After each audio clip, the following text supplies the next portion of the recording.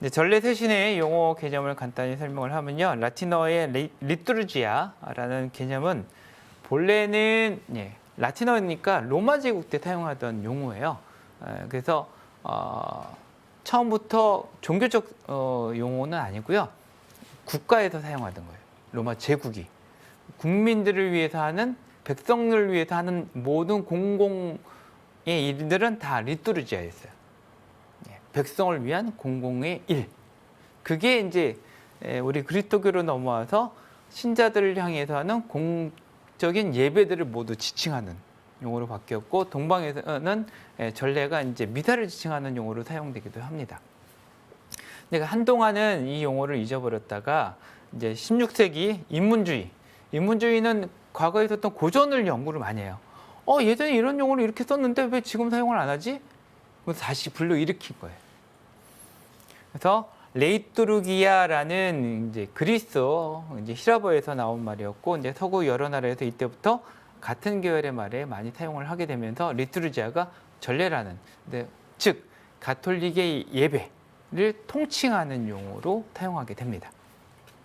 그 다음에 1917년에 완성된 교회 법전에 의해서 리투르지아는 법적 개념으로서의 정의가 부여가 되고요. 그다음에 전례와 전례서의 규제권이 사도자만의 권한이 되게 됩니다. 전례 예교를 포함한 모든 전례 법규에 의해 행해지는 총칭처럼 생각하는 경향이 생기게 됩니다. 여기서 약간 문제가 생겨요. 여기서 여기 보면은 전례 예규라고 했죠. 루브리카라고 하는데 지금은 약간 말을 바꾸면 전례 세부 규정이라고 좀 하면 돼요. 이게 보통 어떻게 하냐면 이제 여러분이 이렇게 그 미사도 보면은 검은 거는 기도문이고요. 빨간 색으로 적혀진 작은 글씨들이 있어요. 이때는 크게 응답한다. 동시에 아멘이라고 응답한다. 이런 식으로 적혀져 있어요. 그렇게 행동이나 그다음에 음의 농답이나 그다음에 어떻게 그 움직여야 되는지 어떤 말을 해야 되는지를 알려주는 것. 이게 빨간 줄로 적혀 있다 그래서 루브리카예요. 루브리카라는 용어 라틴어 자체가 그냥 빨간색으로 된 글자. 그러다 보니까 전례를 잘하는 분들은 요거를 잘 기억하고 잘 행동하시는 분이라고 생각을 한 거예요. 이게 이제 좀 문제가 되죠. 물론 이것도 전례의 한 부분을 잘하는 거예요. 근데 문제는 뭐냐? 거기에 조금이라도 틀리면 전례 못하는 거야. 틀렸어! 가끔은 본당에서 보면 해설자가 뭘 잘못하면 어때요? 어느 분 쫓아서 가서 왜 그렇게 하냐고. 분명히 이렇게 하라고 돼 있는데. 그런 분들이 이제 특성이죠. 넘어가겠습니다. 그래서 그릇된 전례에 대한 개념. 따라서 거룩한 전례를 단순히 하느님 예배의 외적이고 가시적인 부분이나 장식적인 의례로 생각하는 것은 잘못이고 착각이다. 그래서 법규나 규정이 전례 전체라고 생각하는 것 자체가 잘못된 생각이에요. 전례 정신으로 들어가야 되는데 정신은 다 없고 제가 맞나 틀리나만 계속 보고 있다면 좀 문제가 있다라는 거죠. 쇄신, 인타우라치오라는 것은 라틴어의 인타우라레 옴니아 인 크리스토라고 에베소 1장 10절의 말인데요. 그리스도 안에서 한데 모으는 이라는 히라보를 번역한 겁니다. 그래서 모으다. 우리 그리스도 안에서 하나 모여서 뭘 하느냐? 우리가 계속 갱신을 하는 거예요. 내가 왜 그리스도인인지를 계속 상기하면서 내가 그리스도인으로 살려면 어떻게 되느냐를 계속 기억하는 거예요. 그래서 본래의 모습으로 복구하거나 복원하는 것이 아니라 존재의 근원부터 새롭게 바뀌는 거예요. 여러분 부활성년 때 무슨 갱신식 하죠? 세례 갱신식 하죠? 그래서 내가 세례받은 사람이고 어떻게 살아야 되느냐 내 근원적인 거를 다시 한번 묻고 바꾸는 작업을 하는 것처럼 공예가 의도한 교회의 전례 세신은 혁신적인 거고 더욱이 교회의 전례 본질에서 굉장히 전통적인 겁니다. 원래는 교회는 계속 세신돼야 돼요. 왜? 머물면 썩어요. 물이 머물면 썩죠. 흘러야 되는 것처럼. 전례 세신의 태동. 전례를 왜 세신해야 되느냐? 첫 번째로는 전례에서 외면된 평신도 성직자 중심이었다는 거죠. 재단에서 멀어지고 그다음에 라틴어와 성우음악을 잘 모릅니다. 그다음에 전례를 평신도에게 돌리기 운동을 시작합니다. 비오 10대가 이제 시작이 교황님들 중에서는 가장 먼저 앞장서서 하셨고요. 그다음에 모도잉이라든지 오도카질이라는 이제 신학자들도 가세를 합니다. 그다음에 전례연구소와 전례잡지, 근데 교황님의 관심 등으로 해서 전례 운동이 본격적으로 이루어지게 되는데 절정은 이제 전례 헌장이 그다음에 그 연구의 결과로서 운동의 결과로서 생긴 게 전례 헌장인 거죠. 비오 10세 그죠? 굉장히 온화하게 생기셨죠. 성인이십니다.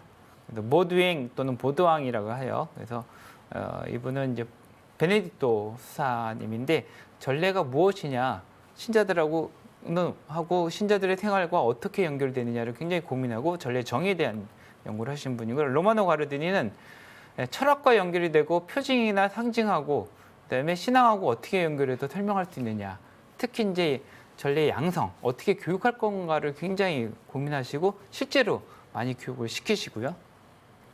그다음에 비오 12세는 이제 하느님의 중개자라는 1947년에 나온 건데요. 전례 헌장의 전신 같은 그런 문헌을 내요.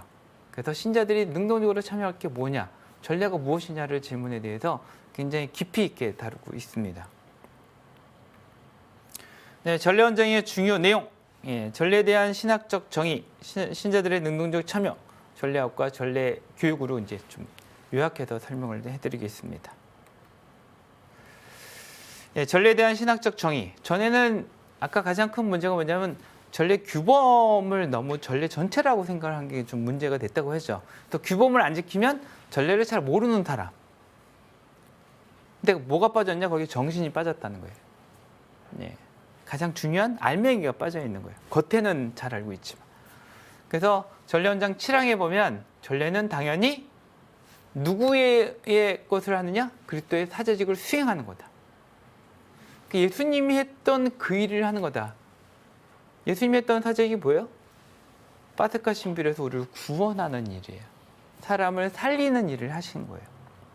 그것도 그냥 살린 게 아니라 영원한 생명으로 가게끔 하는 것. 그럼 전례가 하는 것이 그 구원 사업을 계속하는 거다라는 얘기예요. 근데 그것들이 어떻게 이루어지냐? 감각적인 표징들을 통해서 이루어져요. 왜? 하느님은 영적인 분이기 때문에 이분한테 이게 필요 없어요. 근데 누구한테 필요하냐? 우리 인간에게. 우리는 뭔가 보여주고 들려주고 느껴줘야 돼요. 그래서 감각적인 표징을 통해서 전례가 그 일을 한다. 구원 사업을 계속한다. 그 다음에 그것을 하는 주체는 누구냐? 그리스도의 신비체다. 그리스도를 머리로 한 모든 지체들이다. 이거 굉장히 중요한 용어인데요.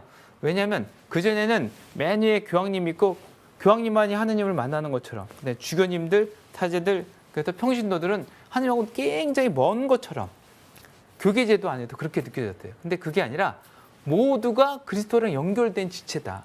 그렇다면 성직자는 뭘 하는 거냐? 성직자는 자기의 역할이 있고 평신도들은 또 평신도의 역할이 있는 거다. 누가 높고 낮음이 있는 게 아니고 자기의 역할에 따라서 지체로서 하느님과 연결이 되어 있다라고 얘기를 하는 거죠. 그거에 이제 그리스도 신비체 곧 머리와 그 지체들이 완전한 공적 예배를 드리는 거다. 근데 머리는 누구다? 그리스도시다.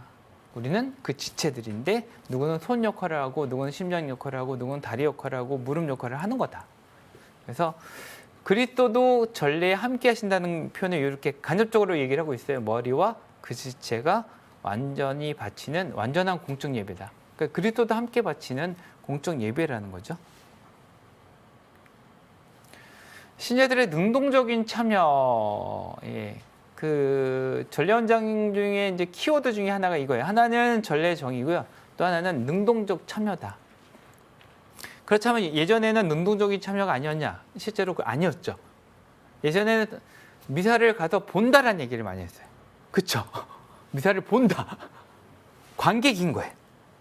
참여한다라는 얘기보다는 본다.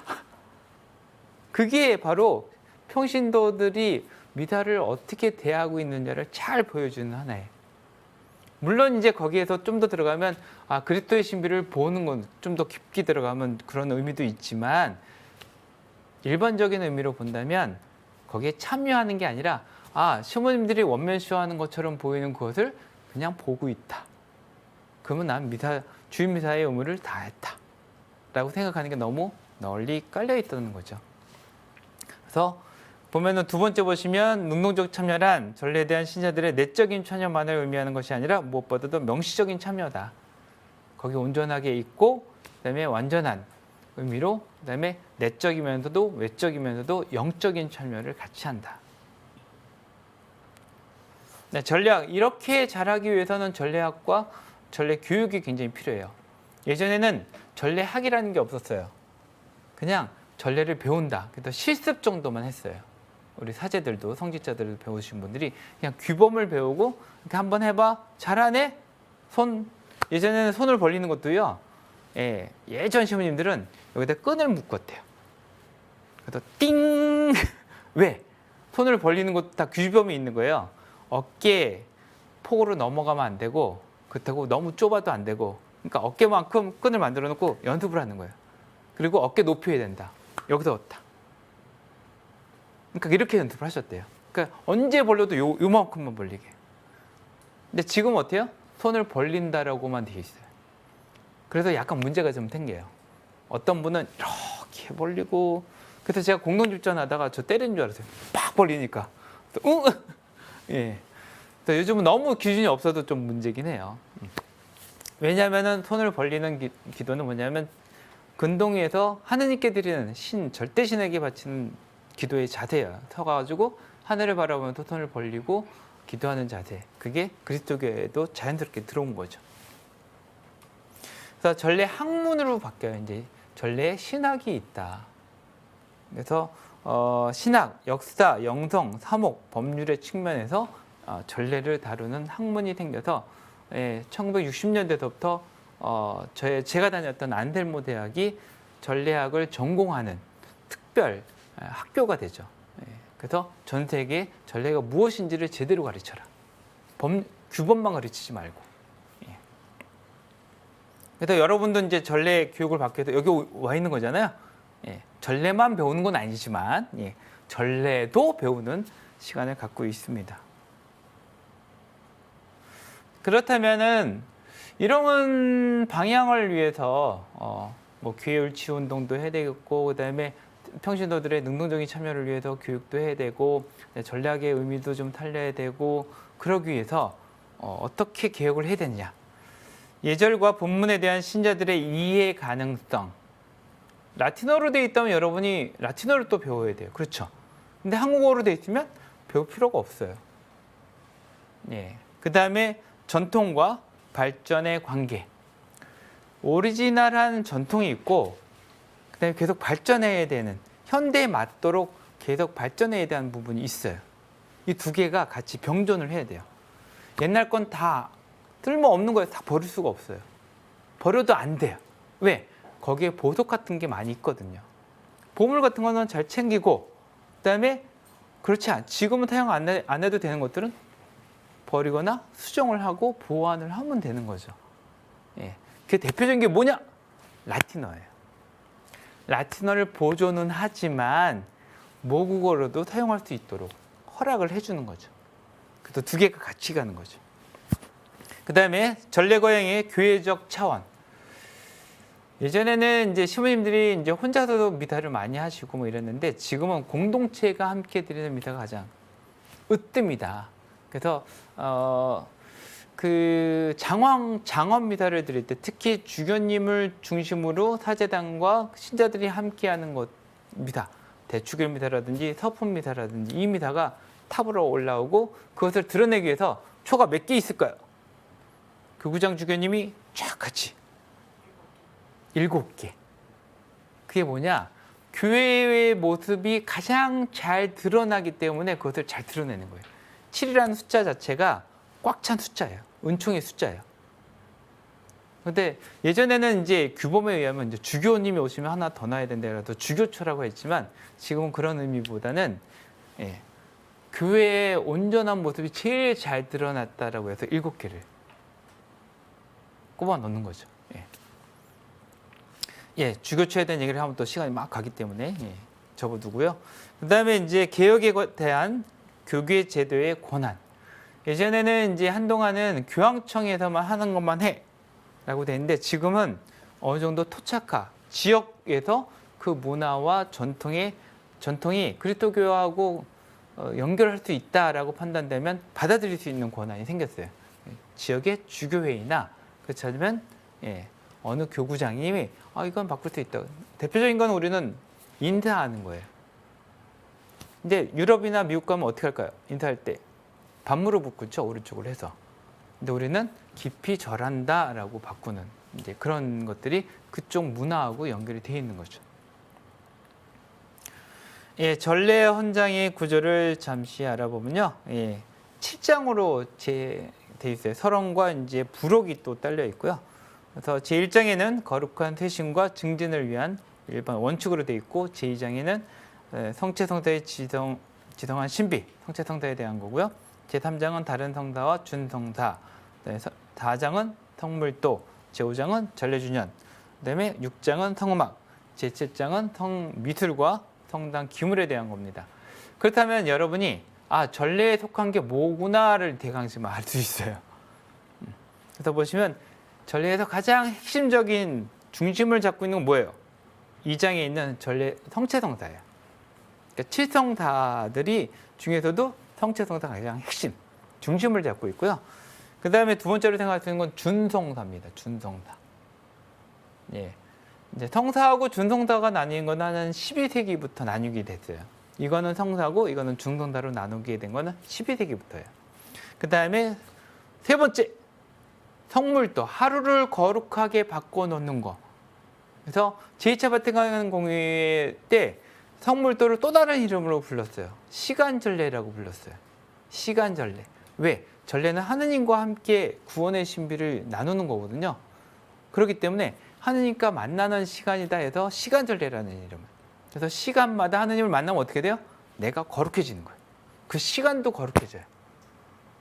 그래서 성무, 거룩한 의무보다는 시간마다 하느님을 만나서 거룩한 게 바뀌는 게 가장 중요해요. 그래서 어떤 사람이 난 저녁 때, 특히 남자분들 저녁 때 술 한잔 할 거야 되니까 저녁 기도 못 할 것 같아 그러면서 아침부터 아침 기도하고 저녁 기도를 다 해. 그러면 아니대 옵니다. 그때 바칠 거를 그때 바쳐야 된다는 거예요. 그래서 하느님을 자주 만나라. 끊임없이 기도하라. 그 다음에 이제 전례 주년이에요. 네 번째가 전례 주년이에요. 1년 동안 그리스도의 신비를 살아가는 것. 그리스도와 함께 1년 동안 살아가는 거예요. 그래서 1년을 성화시키는 거예요. 그 다음에 이제 뭐 성음악이나 이런 거는 부수적인 거고요. 그다음에 신심행위들도 마찬가지로 이제 부수적으로 들어갑니다. 그래서 전례라고 할 수 있는 것 네 가지. 하나는 칠성사, 두 번째는 준성사, 그다음에 세 번째로는 성물도 또는 시간전례라고 하는 것, 하루를 성화하는 것, 네 번째는 전례 주년입니다. 이게 전례의 네 가지 중요한 부분들이죠.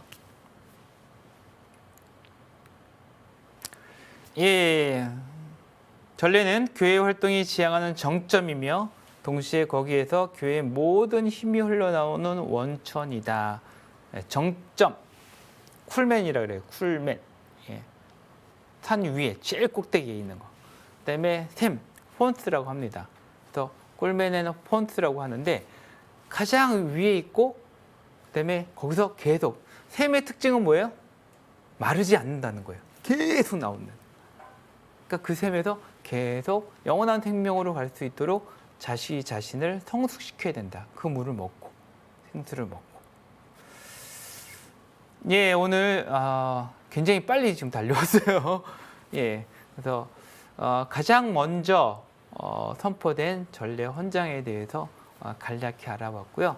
다음 주에는 구체적으로 그렇다면 전례 헌장 이후에 뭐가 어떻게 바뀌었는지를 알아볼까 합니다. 좀 이해가 되셨나요? 안 해도 끄떡이셔서 감사합니다. 마친 기도로 성모성하고 영광성 바치겠습니다. 성부와 성자와 성령의 이름으로 아멘.